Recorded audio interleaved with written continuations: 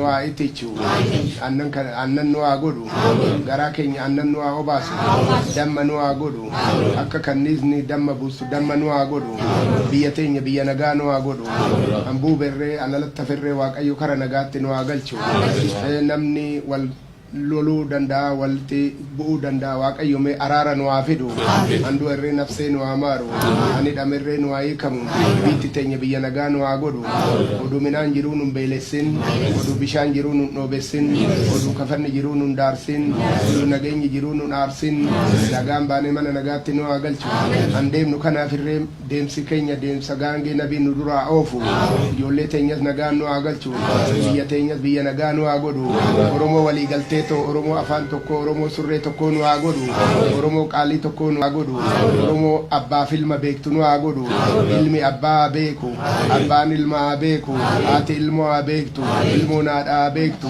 awali galle nuwa godu nadarro banaga bitti ko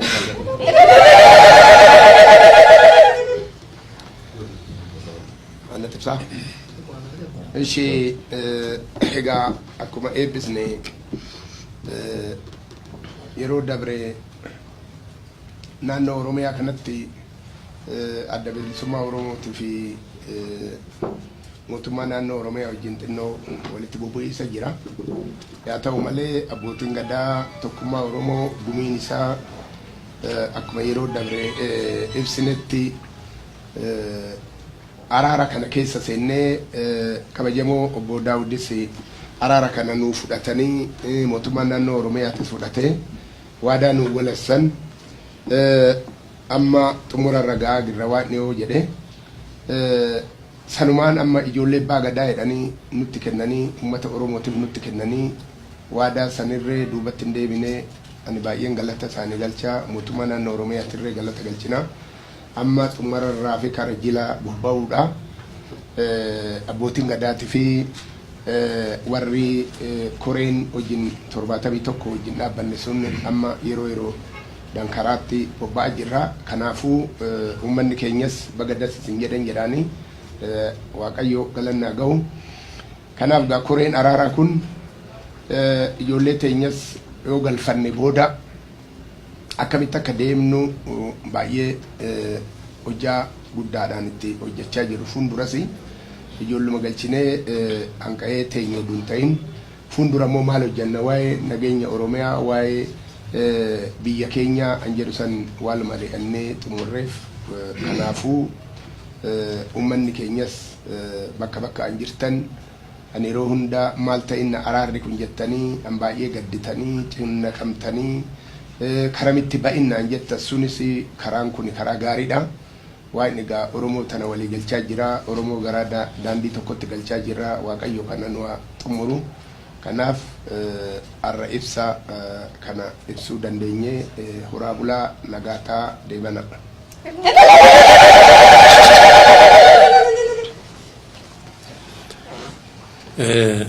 Agayyaa torba adda bilisummaa oromoo fi mootummaa Itoophiyaa lolaa yeroo dheeraa waggaa addatti as dhiyootti waggaa 26 mootummaa Itoophiyaa fi adda bilisummaa oromoo gidduu deemaa ture sirnaanii fi foormaalii xumuratti gochuun ni yaadatama.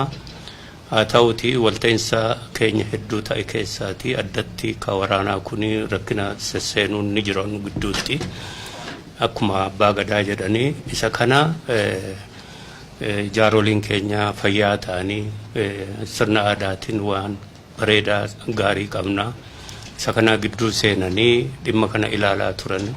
Isa kana gaafa amajjii 14 tartiibuma haasaan nagaa fi akkaataatti kun xumuramu keessatti ta'u keessatti adda bilisummaa oromoo waraana bilisummaa oromoo abbootii gadaa fi uummata oromootti dabarsee kennu nagaan akka bu'uuf haala aanjessu kun ni yaadatama. Kanumarra dhaabbatanii abbootiin gadaa koree teeknikaa ka abbootii gadaa haadholii siiqqee fi beektonni keessa jiran nama 71 utubaniiru. Isaan kunis hojii isaanii soso'aa akka turan ibsaniiru. Inni kun amma gara xumuraa gahee bobba'uurra waan jiranii fi nu eebbisii nu bobbaasii jedhanii na gaafatanii kanaaf ni eebbisnaa ni bobbaafnaa bobbaan isaanii kun akka milkaa'uu fi waraanni bilisummaa Oromoos kana ofitti simatee qajeelfama isaan kennaniin meeshaa keessan tartiiba isaanitti godhanii fi gara isin itti sossootan isaan sin qajeelchan ofitti fudhattanii simattanii hojiirra akka oolchitan dhaammannaa kanuma keessatti gaafatamni keessan abbootii gadaa harka jira jechuudha fi koree teeknikaa harka jira jechuudha. Kana keessatti karaa keenya murtii gama lachuu gama waraana bilisummaa Oromoo fi mootummaa lolli akka dhaabbatu murtaa'e sunis akka hojiirra oolu dhaammannaa fayyaa ta'a ulfaadhaa hundi keessa.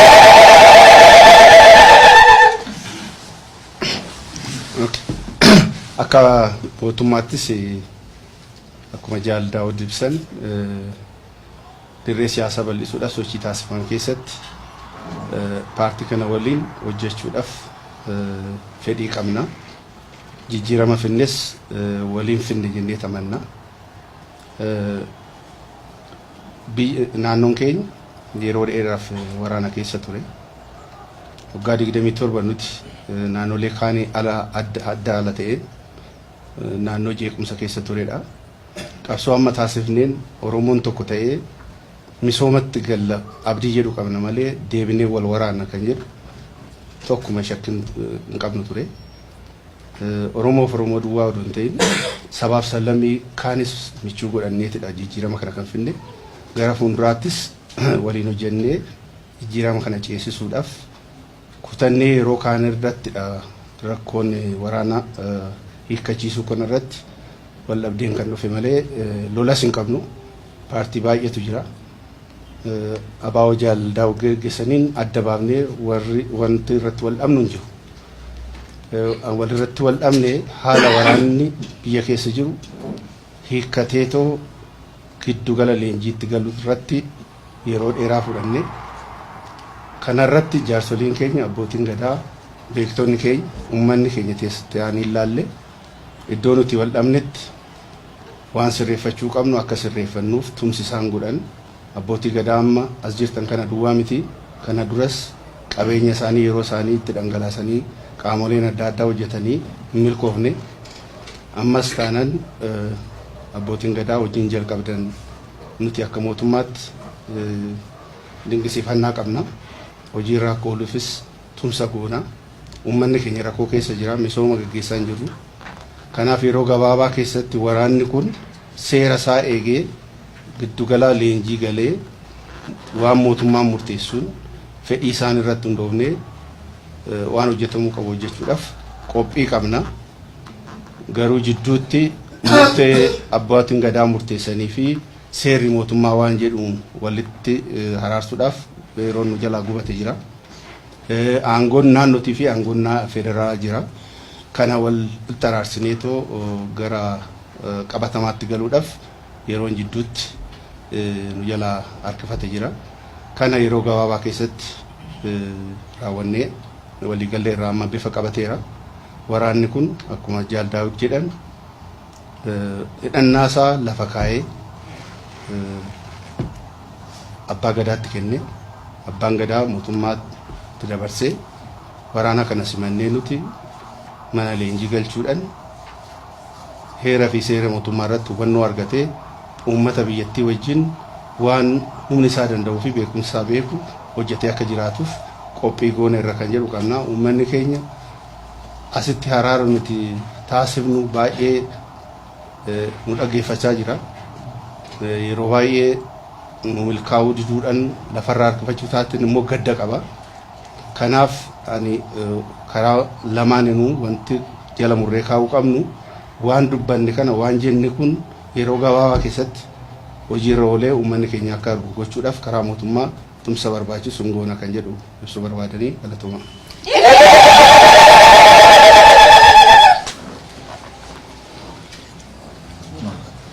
Microphone dagan.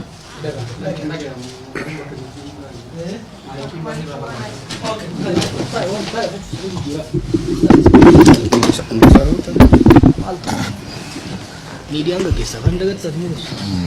hojii gooti.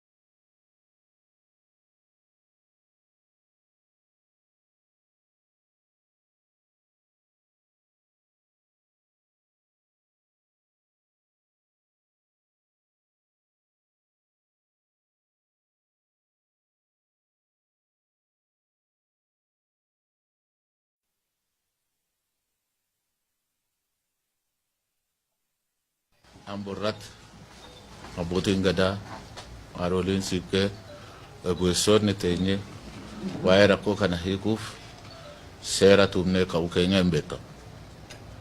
Seera tumnee waadaa gallee hojii kana raawwachiisna jennee kaane xiqqoo gidduutti wanti harkifata seera hawaasummaa fi seera biyyattii wal simsiisuun yeroo nurraa fudhate.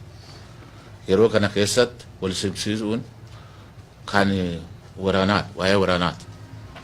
Akka addunyaatti odeessaa'e wal simsiisuun kun ji'a 6, ji'a 7, ji'a 9 kan fixuudha. Garuu karaa lamaaniinuu fedhiin nageenyaa wanna tureef, wanna jiruuf karaa mootummaatiinis seera simsiisuuf yeroo gabaabaa keessatti mijeessanii akkasumas karaa adda bilisummaatiinis seerri kun simee akka aadaa keenya wajjin akka deemu gochuudhaan guyyaa galgala koreen kun akka hojjate fiixaan bahu wanna nu gargaaraniif karaa kiyyaan mootummaa naannoo Oromiyaa adda dureedhaan immoo obbo Lammaa Magarsa galata guddaa galchaa koree isaaniif wajjinis galata guddaa galchaa haaluma kanaan karaa adda bilisummaa Oromootiin Jaalle Daawudiif isaan wajjinis koree isaanii guyyaa galgalan wajjin ko hojjetaniif akkasuma galata guddaa galchaa isarraa caalee immoo ministeera ittisa biyyaa hojiin kun akka nu xumuramu wanna nu godhaniif galata guddaa isaaniif galcha. Wanni kun salphaa miti. Akka odoo namni biraa hojjetu ta'e akkuma duratti isinitti himeta. Garuu fedhii karaa lamaan hin jirurraan wanna hojjetaniif galata isaanii jedha. Amma immoo hojiin keenya karaa xumuruutti gahan. Ergaa ani amma dabas ijoolleen teenya kanaan dura akkuma beektan qabsoo hidhannoo keessa wanni nu galche hirreedhaan isin bulchina jechuutu nu hirree keessa galche. Hirreedhaan nama nu bulchutu hirree keessa akka gallu nu godha. Qaama barannee kan deemne kana ijoollee keenyas bosona keessa kan galche kana. Amma immoo qabsoo ijoolleen keenya gooteen qabsoo ogeessonni biyya keessa jiran godhaniin mormitoonni biraallee godhaniin keenya qofaa miti mormitoonni biraallee kan godhaniin ka'ee hadda nama kan dhaga'u yaada kan fudhatu mootummaan ijaaramuu jalqabeera. Yaada fudhate keetillee fuudhee kasaallee fuusisee nama bulchuu irratti ga'uu keenyaaf galanni isaa haa ga'u. Amma ijoolleen keenya qabsoo yaada nurraa fuudhee walii morminee nagaadhaan akka gallu nagaadhaan walii akka jiran hidhannoo isaanii abbootii gadaatti haadholii siiqqeetti kennanii akkaataa aadaa keenyaan galanii bakka isaanii mijaa'utti mootummaan bakka akka seeraan nu galan gaafachaa ammaa jalqabee qabsoon keenya qabsoo dagaa akka ta'u hunduma keessanuu bosona keessa kan jirtan gaafadhaa. Bobbaa kanarratti namoota deeman hundumaas nageenyaan akka galtan bakka deemtan hundumaa simannaan ho'aa isitii godhan gaafadhaa galatoomaa.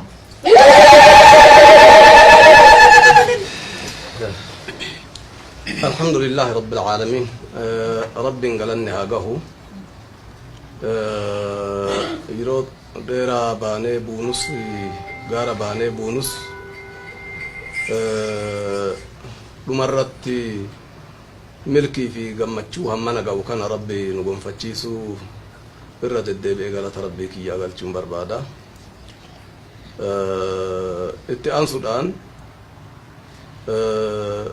Mootummaa naannoo Oromiyaa yaalii jaarsota wajjin kufanii ka'anii jaarsoliin abbootiin gadaa hayyoonni itti fidan hunda isaatu osoma beekan ta'us ta'uu fi baatus nuuta awanni hayyoonni kenna abboonni kenna abbootiin gadaa nuu fidde nuu dhiite jedhanii qalbii qulqulluudhaatiin fudhatanii nu waliin deemuu isaaniitiif dachaa haa galatooman jedha. Akkasuma dhaabbanni adda bilisummaa Oromoo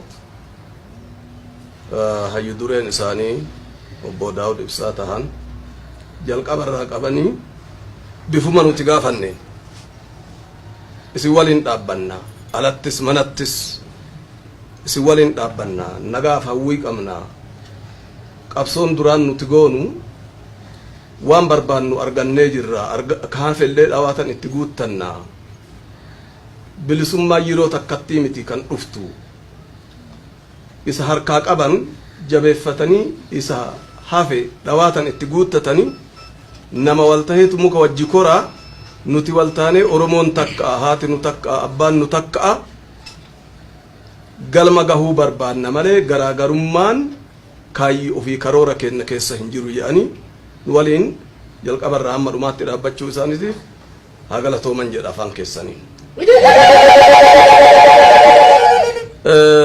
Kanarratti wanni hubatamu tokko yoo ka jiraatu taate nuti carraa amma sadarkaa amma agartaniif dhageettan kanarra wayta geennu bu'i bayii keessa tarre isinii ibsuu fi miti amma gaa bu'i bayii keessa tarree jirra egaa danqaraan jidduu jiru hundi isaa jidduu ka'ee jira obboleeyyan abbaa fi haati tokko kan Oromoo lamaan fuula walitti deeffatanii waliin dalaguuf waliin misoomsuuf fuula isaanii gara misoomatti garagalchuu isaanii nu ibsanii jiru akkuma dhageeffattanii argitan kanatti asirratti wanni nu jennu yoo taate bobbaan amma argitan jilli amma argitan kuni boruu iftaanirraa hundi isaatu karaa ni bobba'a hawaasa keessa jechuudha.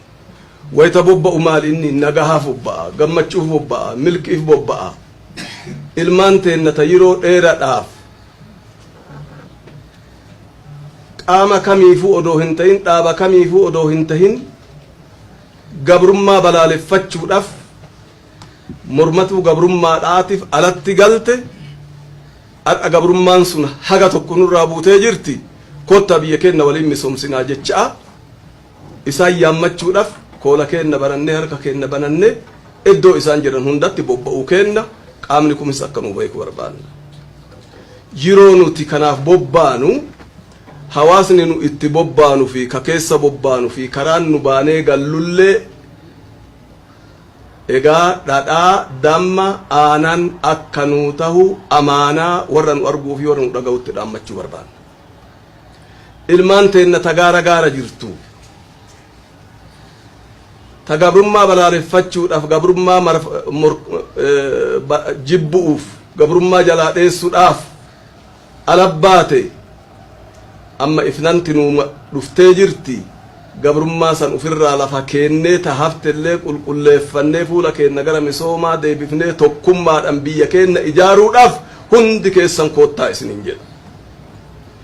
Nuti abboonni keessan gammachuudhaan isin simachuudhaaf harka keenya bal'ifnee isin jala qabnee jirra koottaa nuu galaa ilmaan teennaa isin ammannaa ka dura nuu dadhabdanuu isin gahaa anhaa dadhabuu hedduu nu jalaa dadhabdanii jirtu amma biitti keenya bilisoomee jira tokko taanee biyya keenya misoomsina koottaa jecha yoo isin galchine maalitti galla akkam taane jettanii shakkii ka qabaattan yoo taate ammar duras namni nu dirqamsiisan jedhu fedha kennan kaka'umsa kennan wal ijaarree uf ijaarree hoogganummaa abbootii gada'aatiin birmanne hamma dhumaatitti waltaha kennaaf nagaha kennaaf misooma kennaaf mirga kennaaf bilisummaa kennaaf hamma dhumaatitti kan waliin deemnu ta'uu hubachaa nutti koottaa isinin jecha ummanni dhageettan hundinuu akka nu simattan amaanaa isin dhaammachuun barbaadaa galatooma.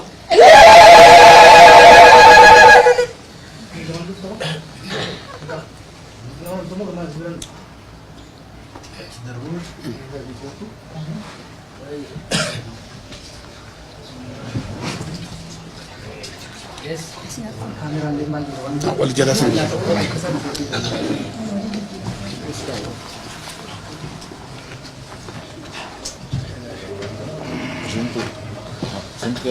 Lagi lebihin na dulu daf. Bakala rasha. Achikar, bakala ja achikar. Ja achikar. Lagi kan, tahu kawan. Mikrofon masih termalu kon.